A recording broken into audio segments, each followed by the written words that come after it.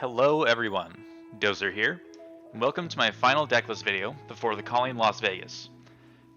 First, let's set the scene. Prism is my hero of choice.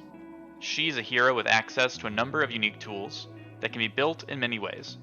I have tried them all, and found in the current metagame, certain styles have worked out better than others, leading me to focus on developing the tank playstyle to its maximum potential. Prism has unique access to 3 core mechanics. That's Phantasm, Aura Weapons, and Spectra. Phantasm is the core mechanic of the Illusionist class. If your opponent blocks an attack action card that has the keyword of Phantasm, the Phantasm will shatter, closing the combat chain. In these cases, effects like Go Again do not resolve due to the destruction of the card before it resolved. All Illusionist attack actions currently have Phantasm, giving players a simple way to counter the premium offensive power of Illusionist attack action cards. Generally, Illusionist attacks gain 2 points of value split between any number of the following elements such as attack power, block value, pitch value, or cost reduction. Then, because of the Illusionist weapons, Prism turns her Illusionist auras into weapons. Her unique weapon, Luminaris, is especially powerful in conjunction with her kit. This allows Prism to build up a board of semi-permanent resources to snowball out of control as the game progresses. The main auras that she has access to are Spectral Shields, and her various Spectra auras. Which brings us to Spectra. Spectra is a keyword that exists on light Illusionist auras that allow Prism's opponents to attack her auras. Once attacked, the auras self-destruct and shatter, closing the combat chain just like Phantasm. This means that effects like Go Again, or on play, or on hit effects do not resolve. This makes Prism exceptionally good at controlling the pace of the game, as her opponent has to choose between doing damage or stopping the long-term value of her auras. These 3 elements come together in order to give Prism access to a game plan that is both highly defensive, while having the capacity to grow more powerful over time if she can protect her resources on the field. Just like an armored vehicle, we aim to use the incredible defensive power of Prism to slow down our opponent's aggression, while also chipping them down so that we can pressure them in the endgame to close the match out and win. But Dozer, you might be asking, how do we do damage while being a tank? Doesn't that mean we're stalling out the game and trying to fatigue them out?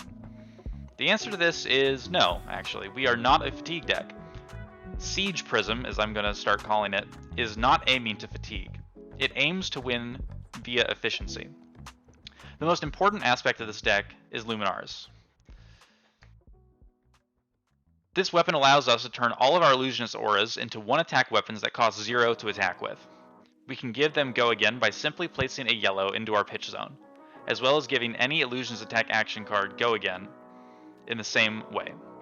The key to our offense, therefore, is the power of the Spectral Shield. As an aura that can be mass-produced, we can essentially create our own copies of the ninja weapon, Harmonized Kodachi. You may have been facing off against a Katsu or an Ira, and notice that you never want to block a one-attack card.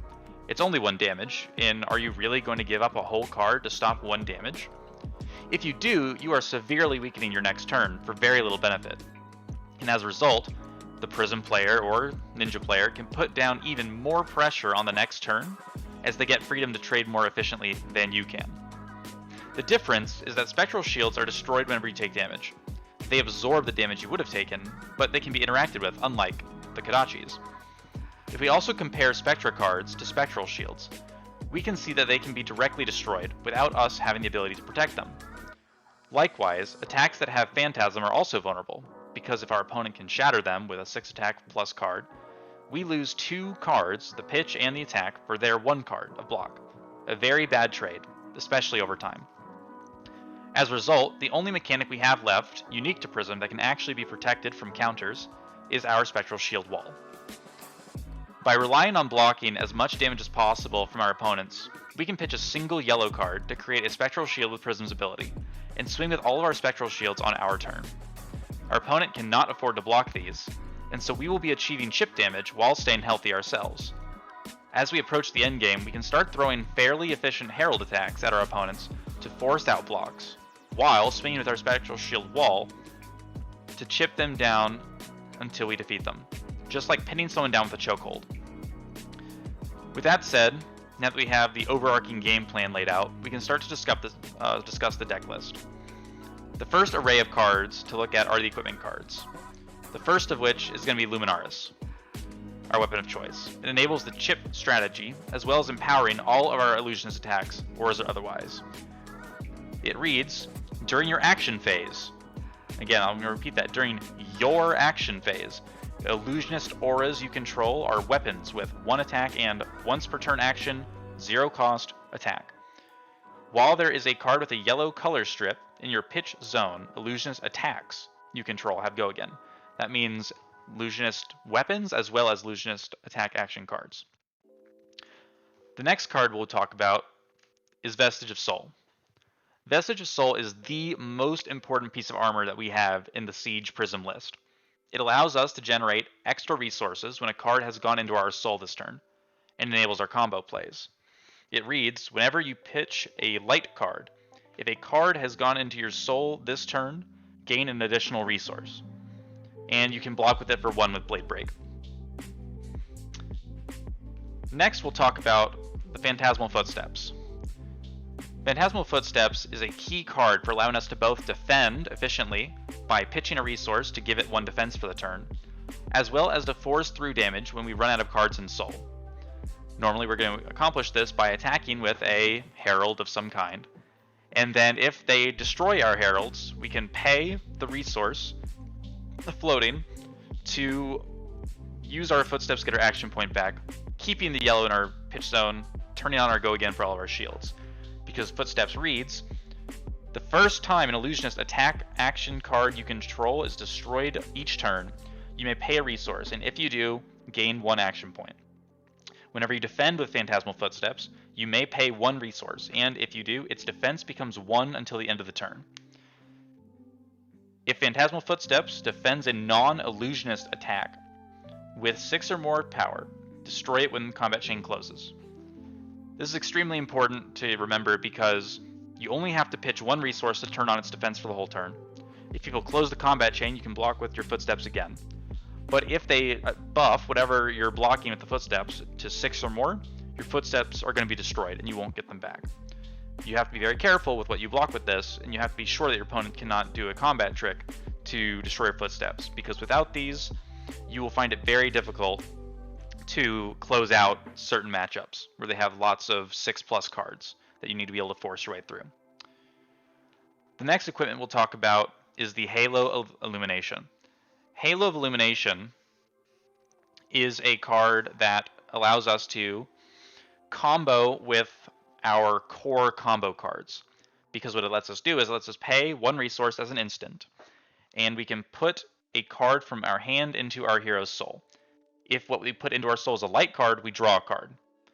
And it has Spell Void too, which is not irrelevant against classes like Kano.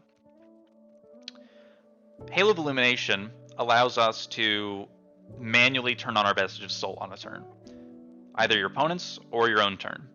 This is extremely important for comboing in the end game with this deck. The next piece of equipment that we run is Dreamweavers. Dreamweavers is a illusionist specific equipment which reads, as an action we can destroy this, and the next illusionist attack action card we play this turn loses and cannot gain Phantasm with Go Again. And it has Spell Void 1, which could come up sometimes. This card is absolutely crucial at allowing us to attack with a pivotal card on a key turn. Oftentimes, you'll hold this card all game hoping to never use it. But when you have the opportunity to throw lethal at someone and you don't want to get popped by Phantasm, or when you have an erudition where you know they don't have enough armor to block against it, and you can finally try and get the draw off, Dreamweavers is going to be the key way that you're going to force that strong play through. And then finally, as far as equipments go, we run Null Rune Gloves. Null Rune Gloves are a key piece of defensive equipment to help us protect our shields from ping damage from sources such as Rune Chants, as well as to efficiently use our block to handle magic damage dealing classes like Runeblade and Wizard. Combining Null Rune Gloves with the block value from Footsteps or a Spectral Shield is incredibly strong, especially against Chain. The second array of cards that we run are our defense reactions. These cards are useful to us because they allow us to play reactively, to fix our hands, to accelerate our combo game, and to deny aggressive combos and payoff of our opponents. As far as defense reactions go, I run 3 Fate Foreseen, 3 Red Sink Below, 3 Yellow Sink Below, and 3 Soul Shield Yellow.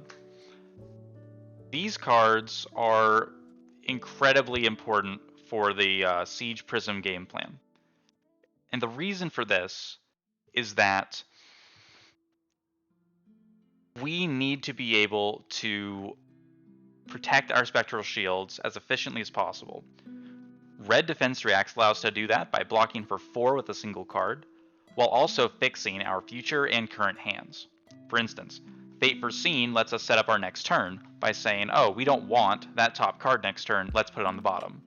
Or we need that card on top to start filtering to the bottom so that we can set up our combo turn. For instance, if we see a blue herald, we might want to put that on the bottom, depending on the game state. Or we might say, oh, we need that 3 block card on top for next turn, let's keep it there. Likewise, Sink Below allows us to do the same thing, where we can either put combo pieces on the bottom of our deck for later. It allows us to get rid of 0 block cards when we need to be able to block and protect all of our spectral shields. And again, it's a very efficient card that even the yellows we can pitch to get go again while saving the Sink Below for later. And beyond that, Soul Shield is easily the most important one for us, as it allows us to turn a yellow aura, which cannot block, into a 3 block card effectively, while giving us a card in Soul, as well as a trigger for our Soul. The Soul trigger allows us to play our auras more easily, as well as giving us an outlet to swing wide with all of our spectral shields on the next turn. These 12 defense reactions are normally all you'll ever need. You can consider running Yellow Unmovable in place of some other cards in the deck to further have a better matchup versus the cards that Bravo can run, or the cards that Rhinar and Brutes can run. However, in my experience, in the Bravo matchup, these normally are all you need, because if you can draw them at the right times, arsenal them, and prevent yourself from getting dominated and losing your shields or getting crushed, then you should be able to survive throughout the game long enough to set off your game-winning plays. Beyond that, the next array is going to be the Herald package. Generally, the Heralds can be looked at as block and pitch before they're looked at as damage. However, we run all the best Heralds we can run. 3 Erudition. We run 3 Judgment, 3 Wartune Yellow, 3 Wartune Blue. We run 3 Herald of Triumph Blue. We run 3 Herald of Protection Blue, 3 Herald of Ravages Blue, and 3 Herald of Rebirth Blue. Every single one of these Heralds has a core function in the deck. Ravages and Rebirth are both part of our late game combo game plan. Ravages allows us to have a 5 attack Herald that can do 6 damage if it hits. So it's one of the most efficient Heralds you can do. While also being the blue pitch that blocks 3. All the Heralds block 3. All the blues obviously pitch 3, and there are a couple yellows, but as far as the blue Heralds go, we don't run Tenacity because Tenacity is, you never want to play that card. It attacks for what? 3 with Dominate, or 4 with Dominate for 2 cost, and beyond that it's basically a useless card. But we can combo Ravages and Protection with our auras to have an incredibly huge pop-off turn if we go into the late game, while also fulfilling our role of being a strong pitch, block, and generically playable card. Rebirth is the same way, where Rebirth is very strong in the late game. She really forces people to block in the late game, which slows the game down, or you can start reusing your cards, your most important cards. Protection is one of the most important heralds in the deck because it generates a spectral shield and produces the most raw value of any herald. However, it costs 2, and that doesn't really fit in with our cost curve, so we can really only afford to run the blues. When it hits, it's very strong. Normally it doesn't, but that's fine because we're not relying on our heralds to ever hit. We're using them as pressure to force our opponent to block them so that we can have an easier time next turn swinging wide with our shields. Triumph fits a similar role where your opponent does not want to give you cards in Soul. They don't want to give you the ability to turn your Vestige on, and it's harder for them to kill Triumph with a 6 than it is for any other Herald, because it reduces the attack of those attack action cards by 1 when they're defending Herald of Triumph. The thing is, that's not worth running more than blues for, because if they run something that's bigger than a 6, as many characters do, Triumph doesn't work against those. And we do not have the luxury of attacking with 2 resources just to get popped. So we're trying to work around that. However, as a blue pitch that blocks 3, as a light card, it's the next best one that we have, besides the ones we already run. Then we run 6 Wartune Heralds. Wartune Herald is by far the best Herald in the deck, all because it costs 1. We can attack with Wartune Herald by pitching a yellow, getting our Go Again active. If they pop our Wartune Herald with a 6 attack card, we do not care. We get our action point back by spending the 1 floating resource, and we swing with all of our Spectral Shields. That is the main reason we run the Wartune Heralds, and we don't want to run the reds because we're going to mess up our pitch if we do that, but we can reuse the Wartune Heralds by using Remembrance as the game goes on, so that we can make sure that we get enough of those in the end game to close the game out. Additionally, we run 2 of the yellow Heralds. We run the specialization for Prism, the Herald of Judgment. It's a 6 attack Herald that costs 2 and blocks 3. And if it hits, your opponent cannot play from Banished on their next turn. This is a threat card rather than an actually, useful card to hit with. Against Chain, it forces the block out of them or forces the husk out of them.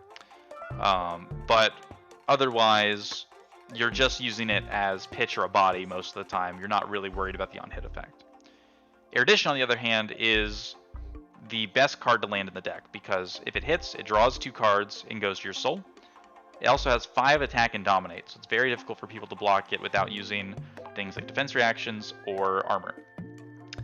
If you can ever hit this card, you are going to be in a very good position. So it'll turn on your Vestige, and it'll give you some more ammunition to keep playing on your turn. It's also yellow, so we can pitch it for the late game to guarantee that we can chain off a bunch of Eruditions once the people have been worn down with their auras or their armors and such. Those are all the Heralds I run. I would not recommend running any more, as reds mess up our pitch. Yellows are not really worth running when they cost 2 to play, because we need to save those slots in our deck for other cards, and the blues we have are the best ones that are available.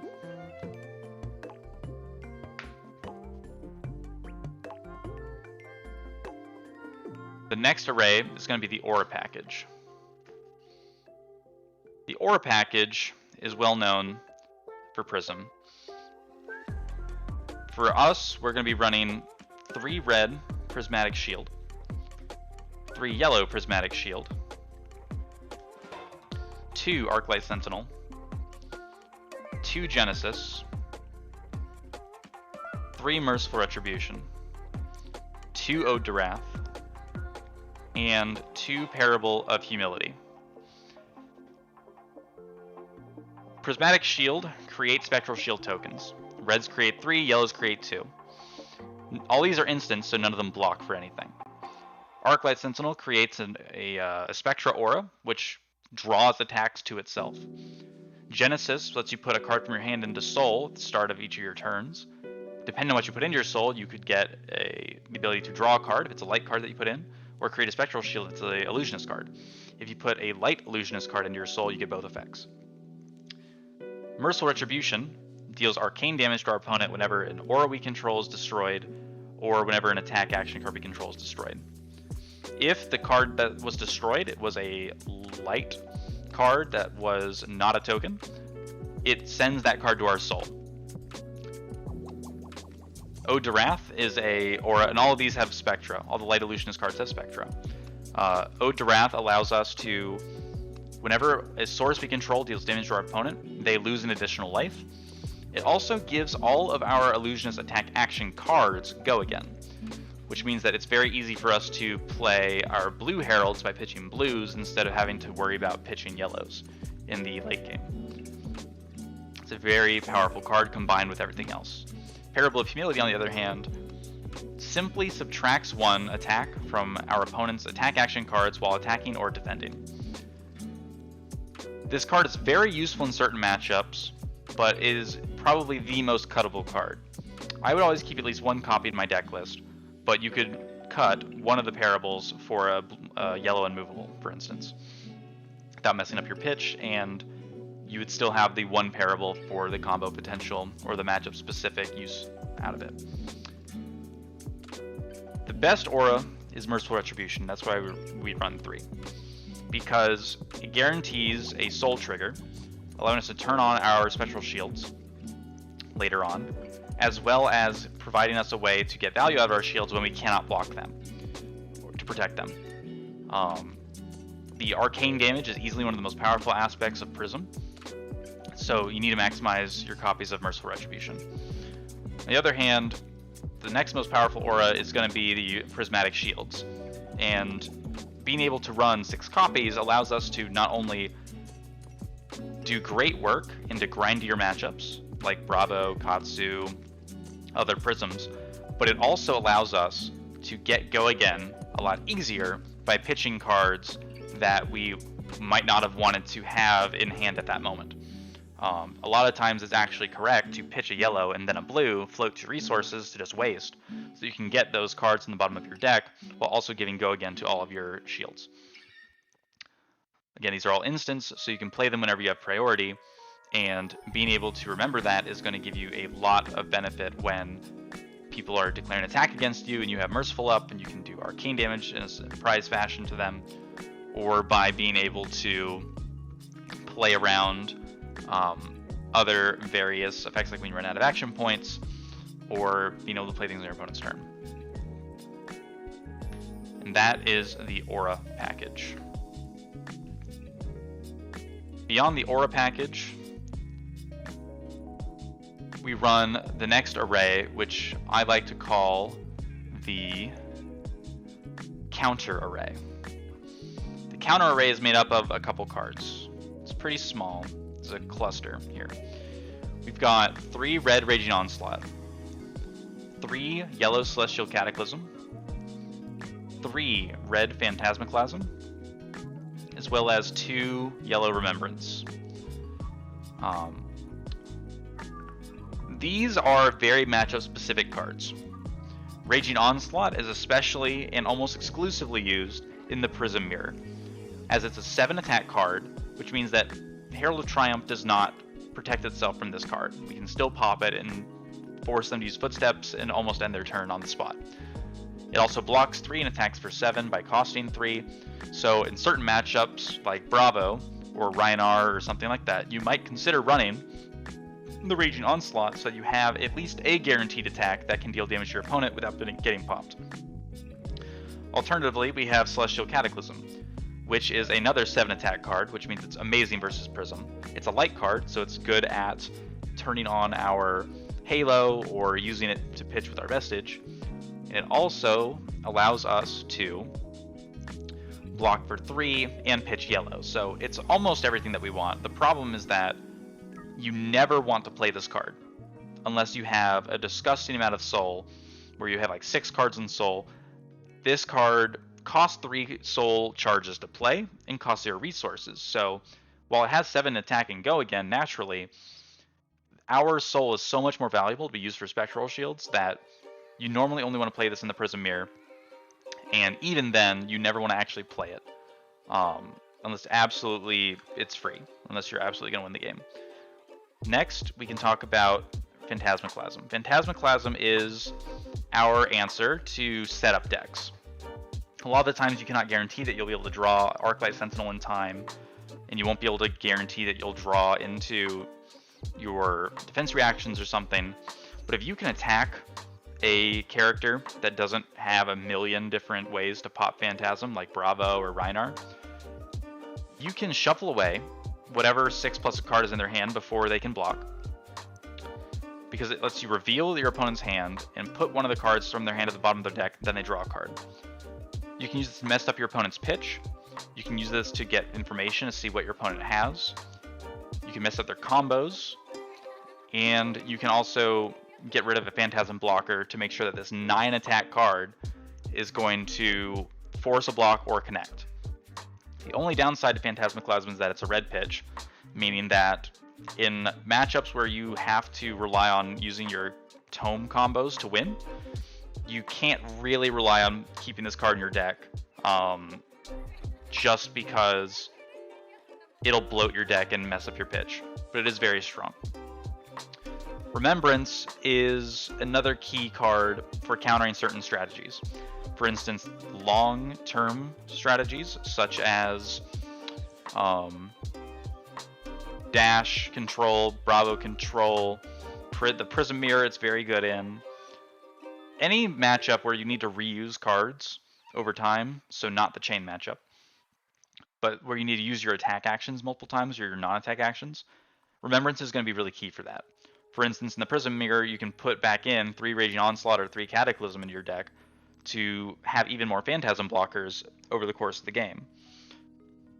Or you can use it to put things like Energy Potion back in your deck, or Wartune Heralds, or Eruditions back in your deck, or even Phantasmaclasms.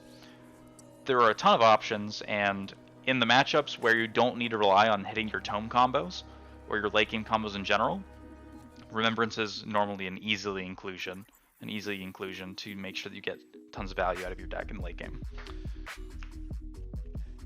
And then that brings us to the final cluster of cards in our deck. This is going to be the combo cluster. And these are going to be key in how we're going to close out games while being defensive. The first card is going to be 2 copies of Glisten Yellow. Glisten is the most effective way at sneaking through damage in the endgame. It's a yellow, so it pitches to turn on our Go Again.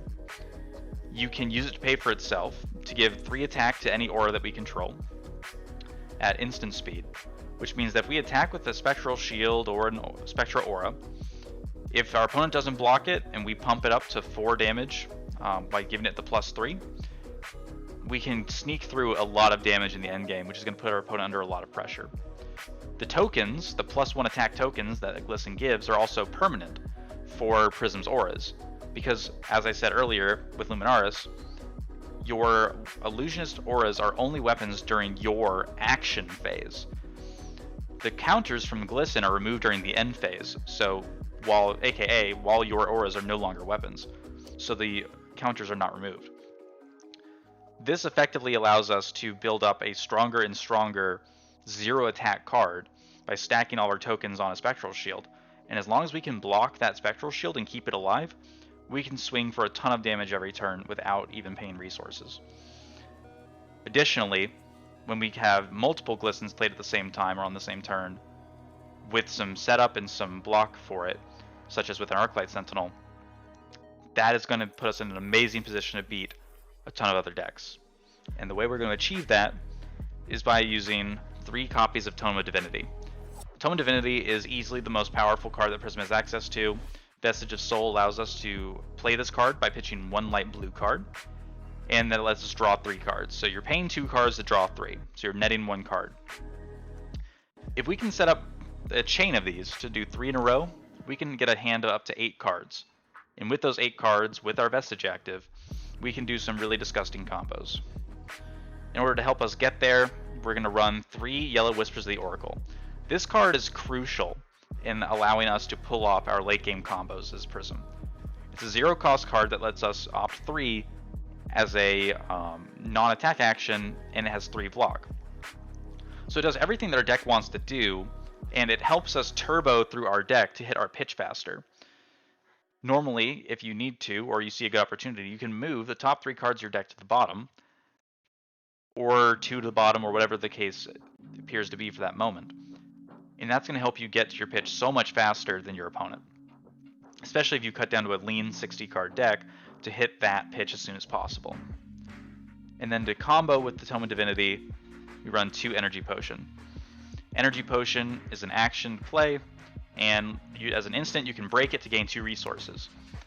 Because of Luminaris, we'll have Go Again at the end of almost all of our turns, so having the extra freedom to play Energy Potion at the end of our turn is really easy to accomplish, and we run 2 of these because it's really good to have access to one without having to hold the 1 Energy Potion until we hit Tome. Because if you don't use Energy Potion to activate Halo, you'll have a maximum of 7 cards in your hand at the end of the turn. So we want to make sure that we are using Energy Potion to do that, to get that extra card in our hand instead of having to worry about wasting our combo potential. And that's the entire list. While small, this array of combo cards allows us to beat otherwise slow controlling decks, and it turns our deck into one of the most fearsome combo decks that can exist in this game. So while we're chipping away at our opponent, we're setting up our late game plan by pitching and opting deliberately. Our goal is to set up a turn where we can use all 3 of our Tomes of Divinity to draw 3 extra cards to get to our 8 card hand. This combo, while tricky to pull off, is worth the effort, as it puts you into an almost guaranteed winning position against any deck, depending on which line you choose. The combo, as I tend to call it, is the Prism Exodia combo, and goes like so. You'll have 1 Energy Potion in play. You'll have your Halo and your Vestige.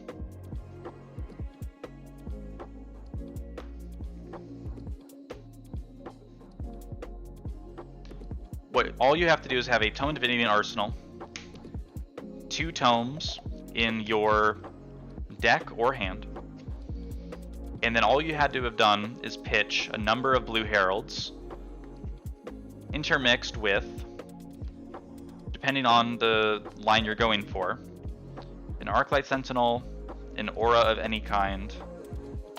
Perhaps you can be doing the Glisten variant, and you can even do the Prismatic Shield variant, but we're going to stick with the basic combo here now. So for instance, we'll shuffle up all these cards just to demonstrate how the order doesn't really matter, unless you get very unlucky. So with a 4-card hand, you can do the following. First, you start by cracking the Energy Potion. You'd go to your graveyard and would generate 2 resources for you.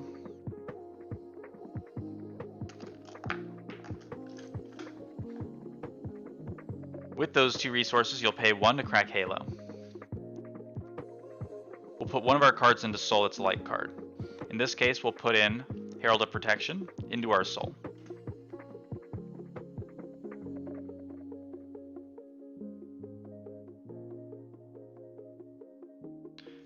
From there, we'll draw a card and go up to 4 cards in our hand again, while floating 1 resource. And our Vestige is now on. From there, we'll play Tome of Divinity from our arsenal, pitching a blue Herald. And we'll draw 3 cards. As long as any of these 7 or 6 cards is a Tome and a blue, we can do it again. And look at that, we drew a Tome, so we'll play Tome, pitching a blue to do it again. We'll draw 3 more cards. 1, 2, 3. Now in this case, we didn't draw our other Tome, just based on shuffling up the order of the cards. But if you were able to successfully pitch your cards in the right order, you'd be able to do it yet again. Let's say we swap this out for the Ode to Wrath. You'd be able to pitch a blue to play our 3rd Tome and draw 3 more cards. Now, with 4 blue heralds in hand and an assortment of other cards, we can do a lot of stuff with this hand. From here, we can do a aura, pitching a blue. We can then pitch 2 blues, going up to 3 floating, to play Arclight Sentinel.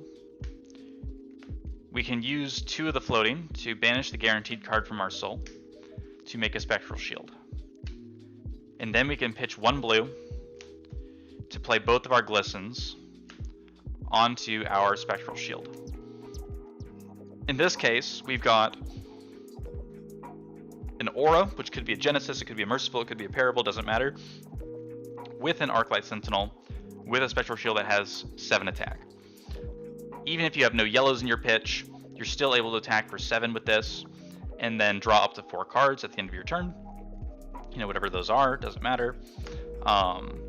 And when you come back to your next turn, your opponent is going to struggle to get through Arclight and then still kill your spectral shield through your 4-card hand. And so every turn you're now able to pressure them in the end game. And that's just one variant of the combo. You could also use those 4 heralds combined with an aura to do something like this, where you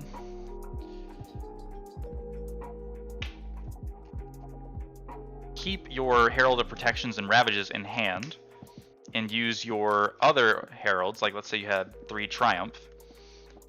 You could do something like pitch a Herald of Triumph, attack with Herald of Protection, floating 2. You're coming in for 5 go again, thanks to Ode to Wrath. If you pitched a single yellow along with the 1 floating resource from the Energy Potion earlier, this also would turn on all of your go again for everything else anyway, like your spectral shields. And then you would do another protection, pitch a blue, swing, swing, and this other blue had paid for the aura. So each time you're hitting, you're dealing 6 damage with the Ravages plus 2 because it gives 2 procs on the Ode to Wrath. So each of these Herald of Ravages is hitting for 8. Your protections, if there's a yellow, are also hitting for 8 because of the spectral shields, and your Ode to Wrath is going to be hitting for 2 as well, which puts you up to a 34 damage combo. Alternatively, if you think that they were going to try and block or break your Phantasms, that's when you would want to use your Parable of Humility as a combo piece to guarantee that you can still get the go again off of a yellow in your pitch while protecting yourself from getting popped and doing considerably less damage, but still very good damage without the Glisten combo. So that's the main Prism Exodia combo. So depending on your matchup, you can do multiple different lines to best decide how to overwhelm your opponent's defenses. However, it's not as simple as just pulling off the combo. This deck requires a great deal of game knowledge to pilot to victory. You have to know how to best use your resources reactively, instead of finding the best proactive combos like many of the decks do on a turn-by-turn basis. The key to playing this deck is to be able to see the big picture.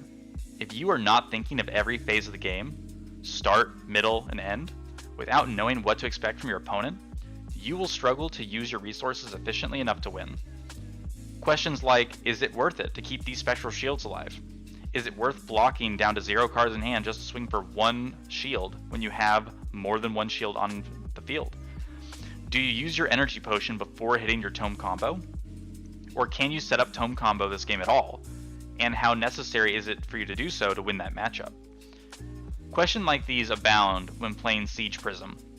But if you can master the deck, know the list inside and out, know the lists of your opponents inside and out, knowing what's possible for them to run, what's possible for them to do, keep track of the flow of the game, what they've pitched, what you've pitched, this deck will perform wonders for you, as it has all of the tools to beat any hero in the game with good odds to do so. Much better, in my opinion, than any Herald aggro build, an Aura focus build, or a mix of the two. Some honorable mentions for this strategy for inclusions in the deck are going to be Lunging Press, Pursuit of Knowledge, Blinding Beam Yellow, Blinding Beam Blue, Tome of Fyendal, Great Library of Solana, and the Arcanite Skullcap. Each of these cards, in conjunction with Unmovable Yellow, help bolster a different matchup. Blinding Beam is exceptionally good against Bolton.